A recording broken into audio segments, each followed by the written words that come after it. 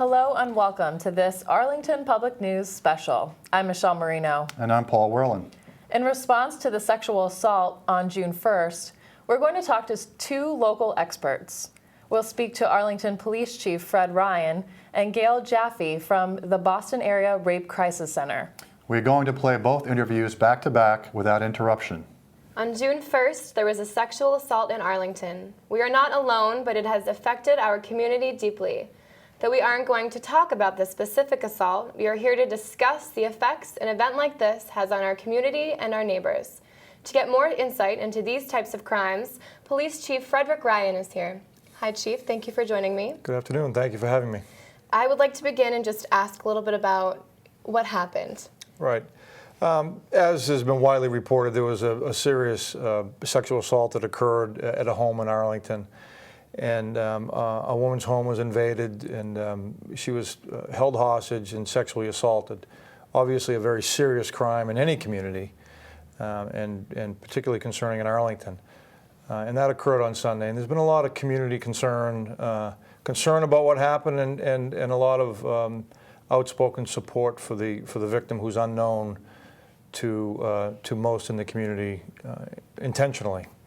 Yeah, and how many sexual assaults, have occurred this year compared to, maybe 5 years ago? Right.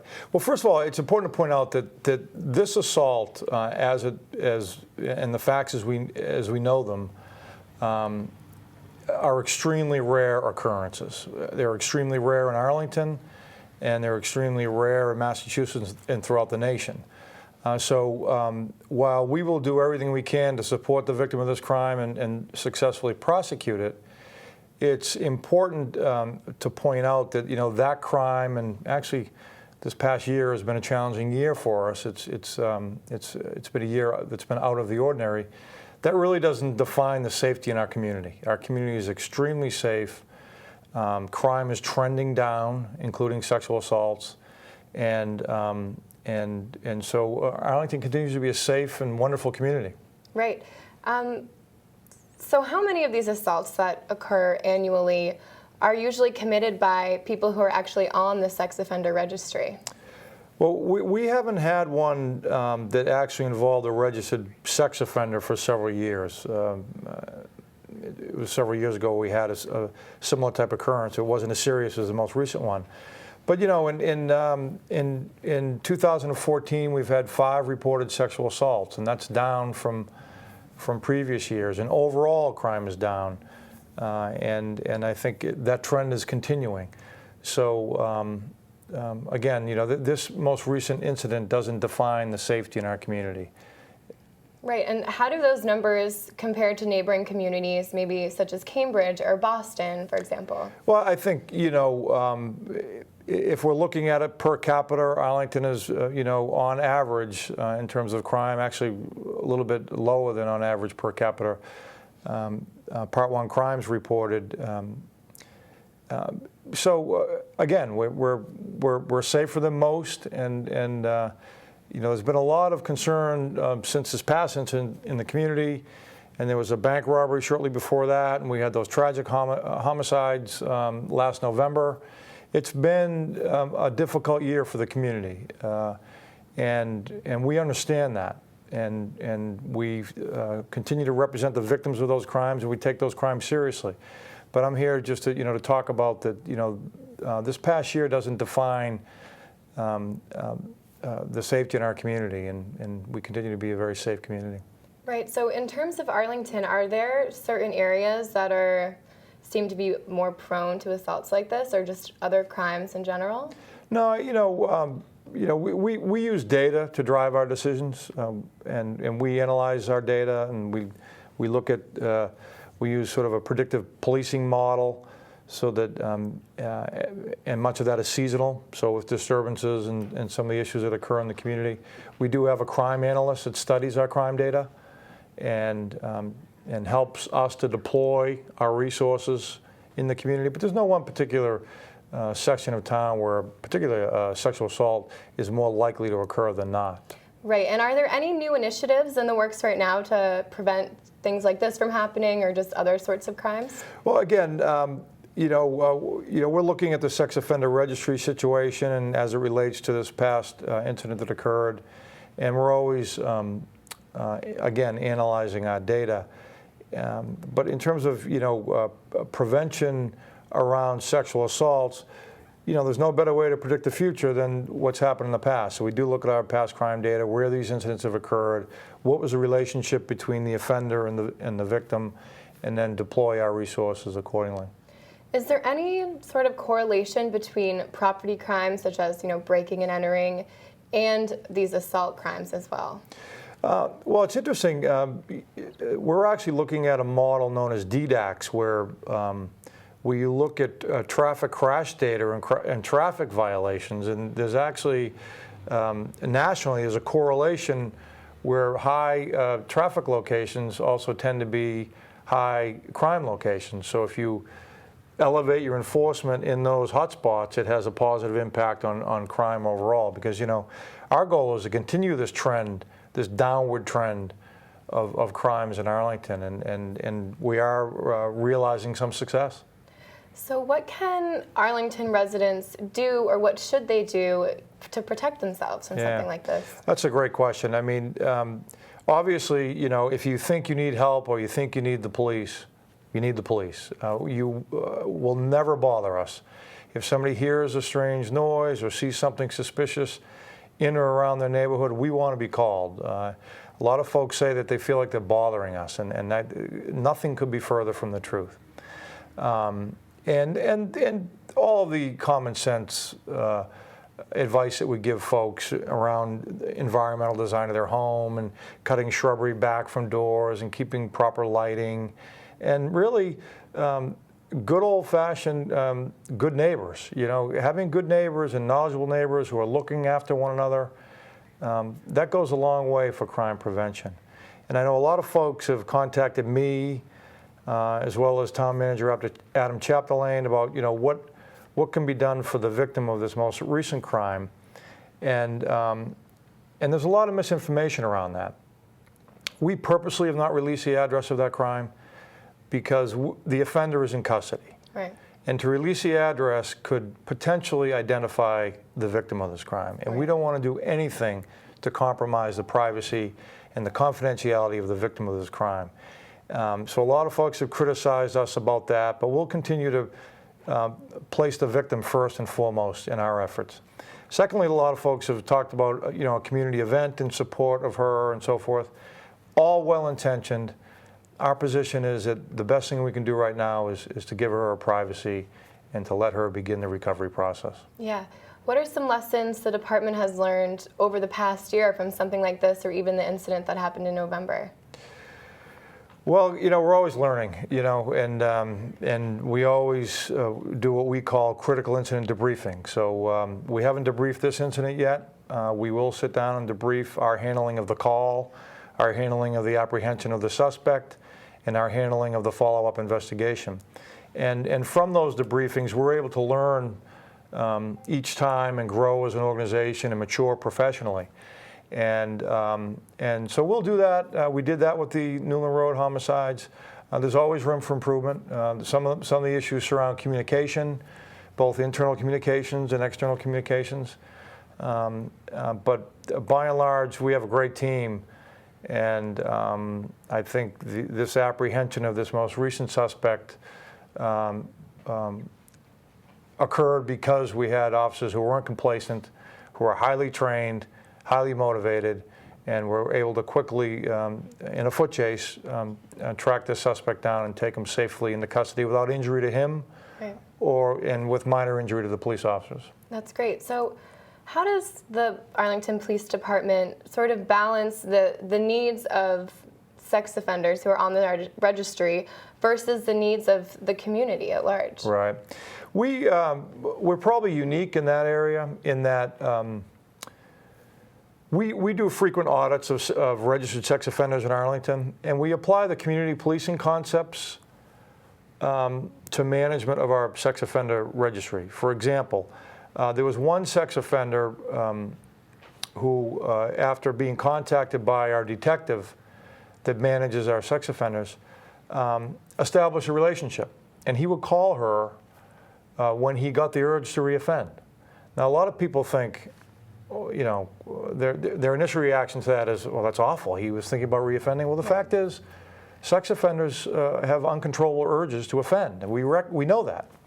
So we've created a culture where offenders can call us and say that they're experiencing these desires. We then can dispatch our detective, contact mental health professionals, and get into the prevention mode and prevent members of our community from being victimized by these sex offenders. That's sort of the pinnacle of what we try to do. Unfortunately, not all offenders work with us in our efforts. So we continue to audit them under the law and pursuant to the law. You know, they're not targeted or singled out, but we do audits of their registrations, their employment activities, and whatever the law enables us to do in terms of auditing. And in fact, recently we found a man who was registered as homeless in Arlington, when in fact he was living in the city of Lynn. He had intentionally registered in Arlington so that his neighbors in Lynn were unaware that he was actually a registered sex offender. So we take a lot of proactive and preventative measures when it comes to the management of registered sex offenders in Arlington. Is there any backlash when, you know, these sex offenders may reach out for help? I assume some people may take that the wrong way and don't think of it as a good thing. Yeah, I mean, you know, some are on probation and/or parole, and so the offenders worry about whether there's going to be any parole or probation violations, and that gets complex. And so we have a way of screening that one particular individual, screening his calls in so that we can get him help. And I mean, the goal here is prevention. It's, you know, and if all of those efforts and all the energy and resources spent by the town of Arlington and its police department prevents one sexual assault, it's worth every penny that we've expended. Is there anything else you'd like to cover to our viewers, people in the community who have questions? Is there anything we haven't gone over yet? I think. You know, I've had a lot of time to reflect in the past year with all the serious crime that we've had, and again, this year has been an outlier. We've had a lot of challenges. We've had an officer involved in a shooting with a bank robber. You know, I mentioned the Newland Road murders of this case, and many others. And I think as I reflect on all those incidents, the sense of community in Arlington is just overwhelming. I can't say enough about the community wanting to help the police and partner with the police department, which we need. We're only as good as the trust that the community places in us. But really, I mean, just the outpouring of support for that family on Newland Road, and the support for this most recent victim of this terrible crime, and the sense of community and willingness to roll up our sleeves and get into prevention mode so that we can prevent similar future occurrences is really reassuring to me as the chief of police and to the police department as a whole. But you know, the community should rest peacefully knowing that they have a highly trained and highly motivated group of professional police officers in Arlington. Yeah, that is definitely very reassuring. Where can the public go if they have more questions about this? Well, you know, I welcome calls, and I get many calls and emails from members of the community. I always welcome that. We have a community services officer, Officer James Smith, who's available. He generally meets with neighborhoods and neighborhood groups. And every one of our Arlington police officers are trained as community policing officers. So any man or woman in uniform, please approach them, engage them. If you have a concern, let us know, and we're willing to work and implement our community policing and problem-solving policing strategies that we're trained in and well experienced in. Great. Well, thank you so much for coming and speaking with me. I think that the community will really benefit from this. Well, thank you, and thanks to the team at ACMi. Thank you so much. Okay. I'm Hannah Perlmutter with Arlington Public News. Sexual assaults are deeply personal attacks and can be devastating to both victims and their families. On June 1st, a sexual assault occurred in our own community. To better inform ourselves about resources that can be accessed, we're here with Manager of Community Engagement, Gayle Jaffe from the Boston Area Rape Crisis Center to talk about what options are available for victims, their families, and communities. Gayle, thank you for joining me. Thank you. It's great to be here. So I would like to start off and sort of just jump into this. If you are a victim, of a sexual assault or a rape, what are your options?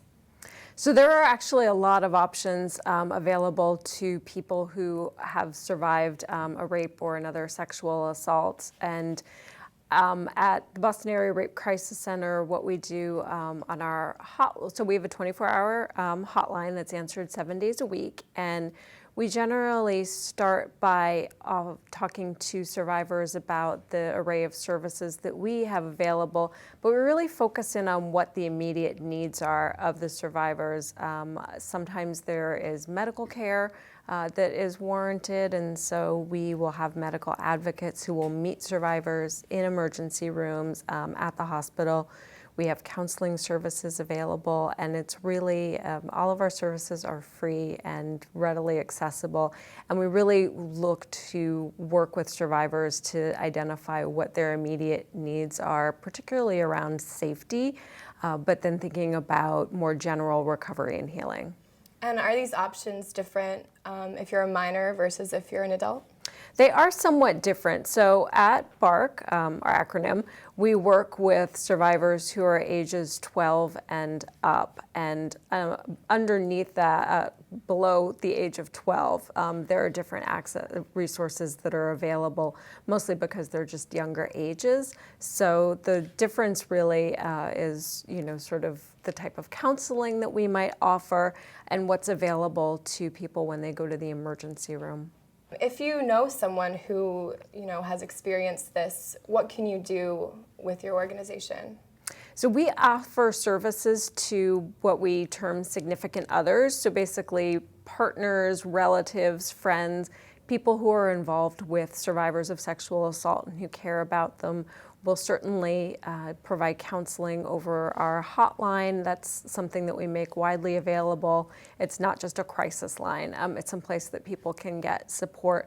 We also offer in-person counseling for anyone who's impacted by sexual assault, not necessarily themselves. And in addition to the individual counseling, we do run groups for significant others too. Right. So if someone does choose to report their assault or rape, are they able to stay truly anonymous? No, they're not. No. There are rape shield laws that are in effect that will protect a survivor's identity. So that's why when you hear about a sexual assault in the media, there are very little details that are generally made available about, say, someone's name. Sometimes you'll get an age or a neighborhood, but you won't get someone's name, and the personal details are very much protected. So there's a way in which survivors can retain a certain amount of control and anonymity when things are reported, more publicly. But when something's reported to the police, it's not anonymous. Right. What strategies do you offer at BARC to help, victims go from victims to survivors of something like this?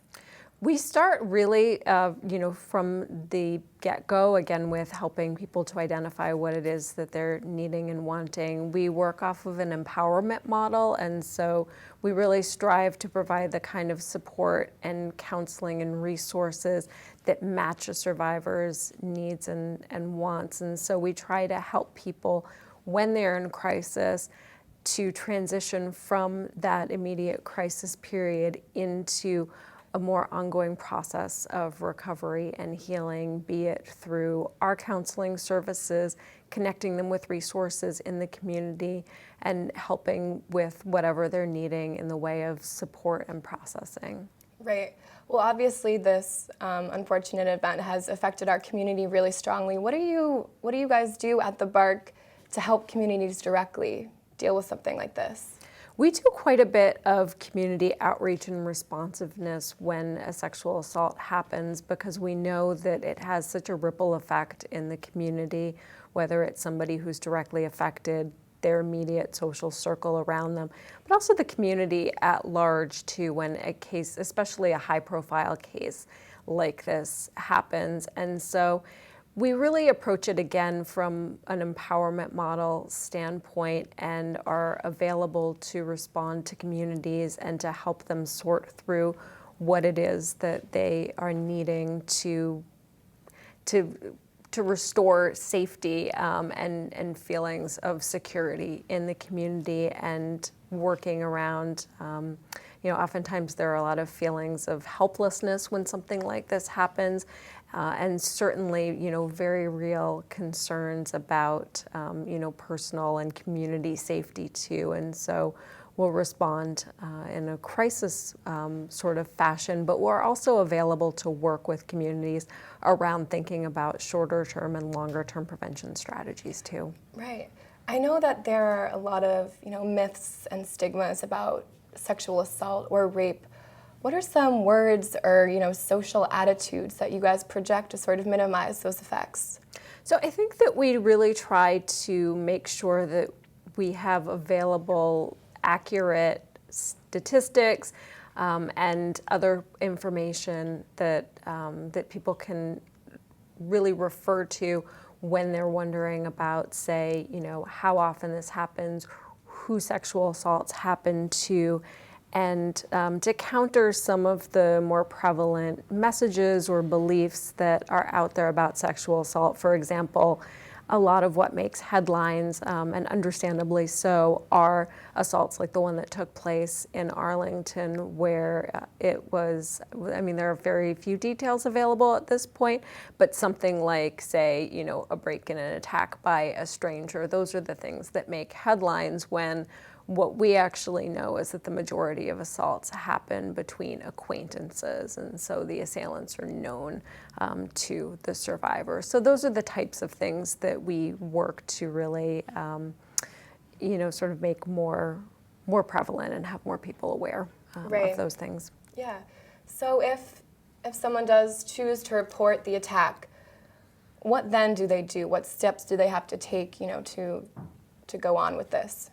That's a great question. There are actually a lot of different options available. We work pretty closely with survivors and their significant others to think through the different steps of the process, to have accurate information and to make informed decisions that will best meet wherever they're at. So once an assault is reported, depending on the type of assault that it is, there are different options that survivors have. We have legal advocates and case managers who will work with them in the system. If a case, once it's being investigated, if it does say go to a DA's office, if they do pick it up, if they do decide to prosecute, we're there to really support them and to make sure that they're getting the most accurate information to make informed decisions, and again, to really empower them to make those decisions along the way in the process. Right. What are some misconceptions about this process? I know people aren't very optimistic about it a lot of the time. I think that what we hear a lot of times is there's a reluctance to come forward and report in the first place. So what we do know from different data sets that are available is that sexual assaults are vastly underreported. There's a lot of shame, there's a lot of stigma around reporting a sexual assault. And in a number of communities, there can be a fear of coming forward to law enforcement to report that. A lot of that varies culturally from personal experience or just from ideas about what might happen at that point. So that's something that definitely is experienced. And then I think that people have different ideas of what will happen once an assault is reported, that they may lose control of the process and sort of have to relive their trauma, tell their story a number of times, go to court and face an assailant and potentially be in a really re-traumatizing experience. And that's definitely something that we hear quite a bit of. Yeah. So are there limitations when it comes to reporting a rape or an assault?